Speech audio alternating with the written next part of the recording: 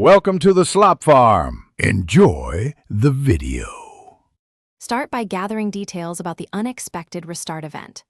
Open Event Viewer and Filter System logs within 10 minutes of the crash. Look for error ID and stop code information.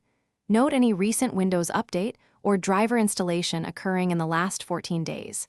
Check installed software that might conflict with system services. Inspect hardware metrics like RAM 8 GB, disk free space 50%, and CPU temperature when possible. Write down exact stop codes and timestamps for the next troubleshooting steps. Reboot the PC and enter safe mode using the Shift plus Restart procedure. Stay in safe mode and test system stability for at least 10 minutes. If stable, open Device Manager and roll back recent drivers like graphics or network adapters. If rollback fails, download the latest drivers from the manufacturer and install them offline.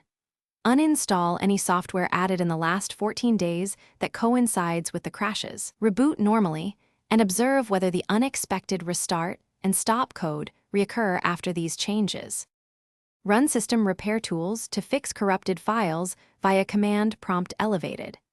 Execute sfc/scano and then run dism/online/cleanupimage/restore health to repair the system image. Reset Windows Update components and install all pending updates to address known bugs. If the problem persists, perform a system restore to a point before issues began. Backup essential files to an external drive with at least 20 GB free before major repairs. Finally, create a new restore point. Thanks for watching.